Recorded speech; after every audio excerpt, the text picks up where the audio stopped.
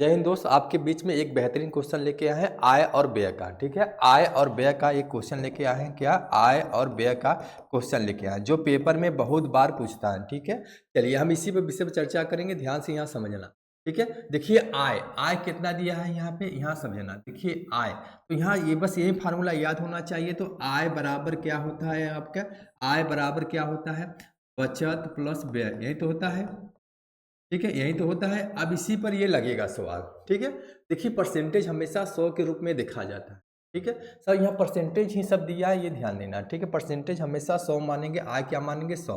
100 में कह रहा है कि 80% खर्च कर दिया, 80 खर्च कर दिया तो बचाया कितना 20, यही तो होगा।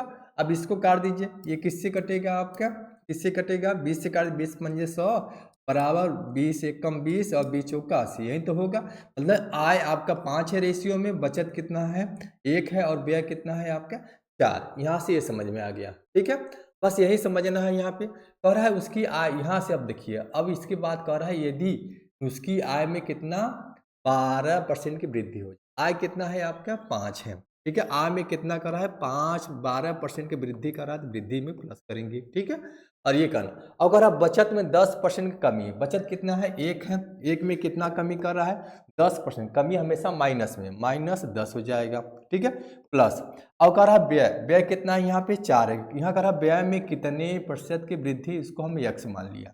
अब इसी को हल कर दीजिए, आपका आंसर बन जाएगा। ठीक है, अब इसी को हल करेंगे, 12 पंजे 60 हो जाएगा, बराबर -10 प्लस ये 4x हो जाएगा। देखिए माइनस इधर जाएगा तो आपको जुड़ जाएगा, कितना हो जाएगा ये 70, 70 किसके बराबर 4x के। अब इसी को काट दीजिए, x बराबर क्या हो जाएगा 70/4। अब इसी को काटेंगे, कितना आ जाएगा 17.5%। ठीक है, मतलब आंसर कितना हो जाएगा, ए इज करेक्ट हो जाएगा। बस यही इसमें नियम समझना था। ठीक है, एक सवाल और है, चलिए इसको भी देख लीजिए। ठीक है, अब इसको भी इसी तरह लगाएंगे दूसरे 1 नंबर को। ठीक है, यहाँ समझना। कह रहा है एक आदमी अपनी मासिक आय का 30% बचत करता है, यदि उसकी मासिक आय में 10% की वृद्धि होती है और पिछली बचत में 20% की वृद्धि करता है तो उसके व्यय में कितने प्रतिशत की वृद्धि होगी। ठीक है, दशमलव में पूछा है, यहाँ ये ध्यान दें, आय बराबर व्यय प्लस बचत पे ही लगाना है इसको। ठीक है, यहाँ देखिए 30%, मतलब आय क्या मानेंगे हम 100 मानेंगे। ठीक है, और यहाँ देखिए बचत कितना कर रहा है, ये 30 से बचा रहा है तो खर्च कितना कर रहा है, व्यय कितना कर रहा है आपका 70, यही तो होगा आपका। ठीक है, यही आपका हो जाएगा, मतलब 70 हो जाएगा। ठीक है, ये 70 प्लस यहाँ से काट दीजिए। ठीक है, यहाँ से रेशियो बन जाएगा 10 बराबर 7 प्लस 3, यही तो होगा। बचत कितना हो गया 3 हो गया, और व्यय कितना हो गया 7, और आय कितना हो गया 10 हो गया, यही हो गया। कह रहा है वह पिछली बचत में, फिर यहाँ से करना, कह रहा है यदि उसकी मासिक आय में 10% की वृद्धि हो जाए, आय कितना है 10 है, 10 में कितना वृद्धि कर रहा है 10 का वृद्धि कर रहा है प्लस 10।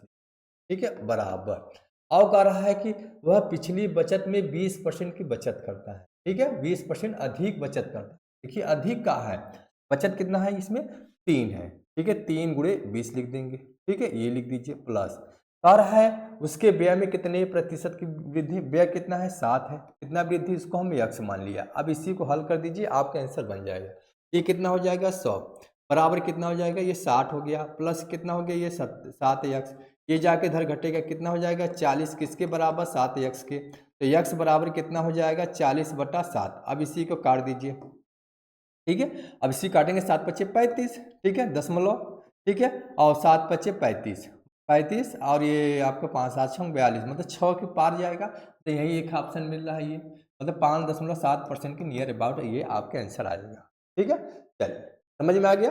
चलिए एक सवाल आपके लिए, इसका आंसर कहाँ बताएंगे, कमेंट में। ठीक है, इसका आंसर आप सभी लोग कमेंट में इसका आंसर देंगे। ठीक है, कमेंट में सभी लोग इसका आंसर देंगे, सभी का कमेंट हम चेक करेंगे। ठीक है, देखते हैं कितने लोग को ये सवाल आता है। ठीक है, चलिए ये वीडियो आपके लिए लाभ है तो इसके लिए क्या करना है, लाइक एंड सब्सक्राइब। ठीक है, थैंक यू सभी को।